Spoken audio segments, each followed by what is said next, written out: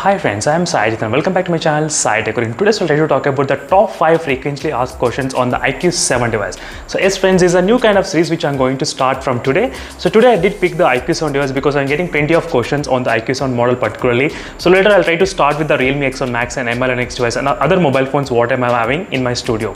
So in this video, I'll try to include the top 5 frequently asked questions on this IQ7 device. So which I'm getting plenty of comments. So instead of making each and every video separately, so I thought of talking in one single videos which will be giving the clear clarity about all the users who are actually having this kind of questions and thoughts about this IQ7 smartphone. So let's get started friends without wasting any kind of time. So first question frequently asked on this IQ7 is that whether the Battlegrounds mobile gameplay supports the 4D vibrations or voice changes or game frame interpolation, all these kind of questions regarding the Battlegrounds mobile gameplay particularly.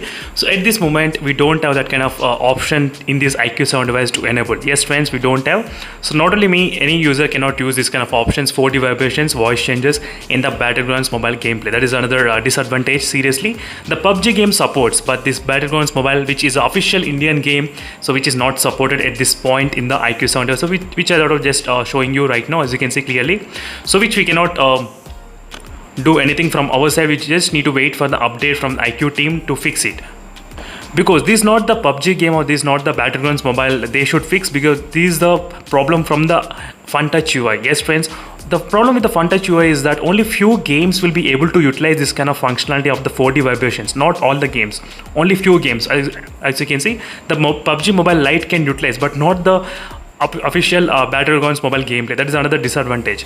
Even the voice changes can be working only in the few games, not in all the games. So the answer for that question, can you use? Right now we cannot use. So next question which I'm getting frequently asked is about the WideRAN L1 support test. So right now in my unit, after the recent software update, I did not have any problem. As you can see, I'm getting the L1 support perfectly fine. But for few users, for the IQ7 users, I'm not sure how many, but I did get I think 2 or 3 comments on this one, and that is the reason I did not take much into serious, but I thought of just addressing in this kind of video. So I did a video on this one, L1 support as well. So make sure to check this video friends, which I did compare side by side with other smartphones, and in my unit I was able to get the L1 support without any problem. Even Amazon Prime is working HD in my device. I do not have the Netflix account at this moment. That is the reason I did not make a video on the Netflix at this point, so sorry for that. So maybe if possible I'll try to buy the Netflix account as soon as possible, and I'll make a video on that particular topic. So but overall I do not have any problems playing the YouTube videos or ZEE5, any kind of applications. So everything works perfectly alright with the full HD in this IQ7 device. So next, the third question what I am getting frequently asked is that few of the users, they did order the IQ7 smartphone, but the phone is not yet delivered. So it's taking a little bit kind of time. The reason is because the phone is completely out of stock. Yes friends, the only 8GB variant and this black storm version, yes, this kind of color, this is completely out of stock. So I did upload a video on the couple of days back, 2 days back, and plenty of users, they did comment under the video. So thank you for all your comments friends, seriously thank you for that.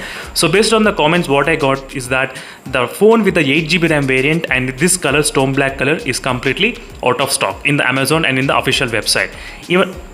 Even some users, they did ask me another question, which is, can we trust the IQ website or not? I think yes, we can trust because of my experience with the IQ website.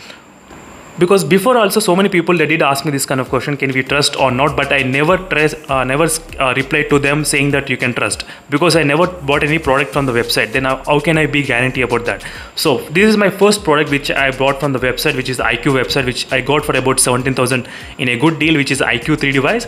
So after receiving this phone, only then I was able to build that kind of trust from the IQ official website.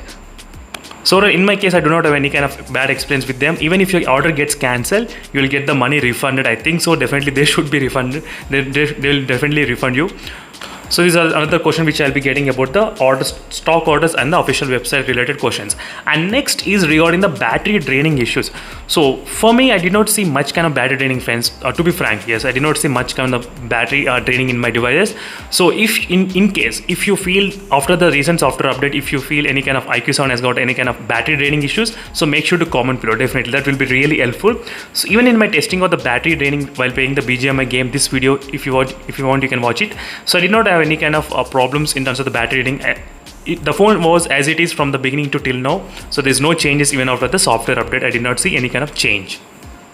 So what about the slow charging issues? So in the before I do have the slow charging issues in the IQ7 device, but later on we got figure out that the temperature in the room should be really low to get the phone charge really fast. Yes, that is what the one solution what we need to find. Yes, so always keep the temperatures around the phone and in the room really low. So right now in my studio I kept at 30 degrees, exactly 30 degrees. No need to use any kind of AC or any cooler for that. Maintain 30 degrees and my phone charged within 31 minutes. Yes, when 31 minutes. If you don't believe me, just watch today morning video which I uploaded. That will give you the clear idea. When compared with the Realme X2 Pro, it charged within 31 minutes. That's perfectly. So try to maintain the low temperatures in this phone. Only then you will be able to charge the phone faster. These are the question which I used to get so many times. And there are plenty of other questions which I need to discuss on this phone regarding the green tint, screen flickering, all those topics. So I'll try to cover all those topics in another video, friends. So make sure to stay tuned for those videos. But overall, few of the problems did not get still fixed in this phone, and few of the problems we are trying to find out few of the problems. But overall, this is a really good package. Overall, I mean, in this IQ7 device, in terms of having this kind of price range and really good gaming performance, but only small adjustments which the phone needs to make it perfect all round. Only small adjustment. Few of them are related to the hardware and few of them related to the software. And the final thing which I thought of talking is the green tint and the screen flickering. Even let me try to discuss even those two. So screen flickering issue, after the recent software update, I did not see any kind of improvement. Still the screen flickering is happening in my phone as well. And the green tint, some of the users did mention that if you try to use the battery saver mode, let me try to show you. If you try to use the battery saver mode and if you then you will not be able to see sometimes a green tint issue. Yes, sometimes. So this is what the few of the users did advise me to use, and try to use the 60 Hz refresh rate, not the 120 Hz refresh rate. So try to change this kind of settings and try to check whether you are experiencing any green tint issue or not. But for me, in my opinion, definitely the green tint issue is not a big deal, I would say, in my opinion, because it's a very rare condition where you need to switch off the lights and use in the dark mode. Only then you will be able to see the green tint. So for me, from the beginning to till now, it never bothered me at all, green tint problem, to be frank. Even if it exists in my phone, still I do not have any problem because of the performance in this phone is really great. That's the one reason.